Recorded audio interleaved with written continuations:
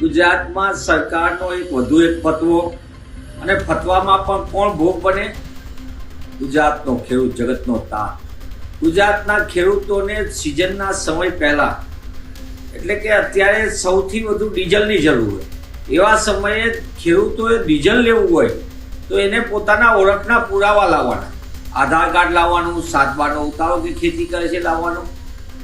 સરકારના નીત નવા ફતવાના કારણે એક તરફ ડીઝલના જથ્થાની લાઈનમાં ડીઝલ મેળવવા માટે જગતનો તાત લાઈનમાં ઊભો રહે, બીજી બાજુ ખાતર મેળવવા માટે લાઈનમાં ઊભો રહે, બિયારણ નકલી કે અસલી છે એની ચકાસણીમાં લાઈનમાં ઊભો રહે.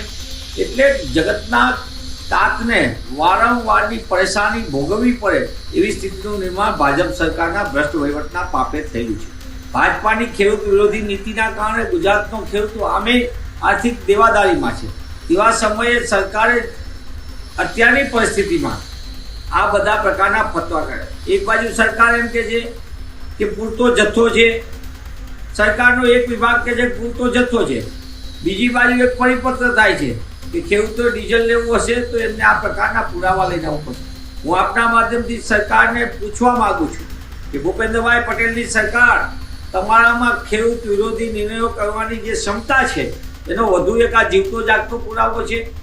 તમારે ખરેખર જથ્થો હોય તો ખેડૂતની માંગ પ્રમાણે આપો. એ વધારાનું કાંઈ ડીઝલ લઈ નથી જવાનું, એની જરૂરિયાત મુજબ લઈ જવાનું છે.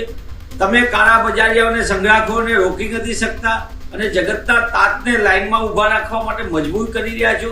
તેવા સંજોગોમાં થોડી પણ ભાજપ સરકારમાં નીતિ હોય ને નિયત હોય તો ખોટા ફતવા કરવાને બદલે જમીની હકીકત પર વાસ્તવિક કરે. ડીઝલની બારોબાર કોણ ખેલ કરે છે, યુરિયા ખાતર સહિત ખાતરનો જથ્થો કોણ સગે વગે કરે છે, આ બધી વાત સરકારના ધ્યાનમાં છે. કાળા બજારિયા કોણ છે, સંગ્રાહકો કોણ છે, એ પણ સરકારના લિસ્ટેડ છે. તો સરકાર શા માટે એમની સામે પગલાં નથી લેતી અને બીજી બાજુ ખેડૂત અને સામાન્ય જનતાને હેરાનગતિ કરે છે? આ સરકારનો નિષ્ફળતાનો વધુ એક નમૂનો છે અને સરકાર જે દાવા કરે છે એની પોલ ખોલતો પણ આ એક જીવતું જાગતો પરિપત્ર છે.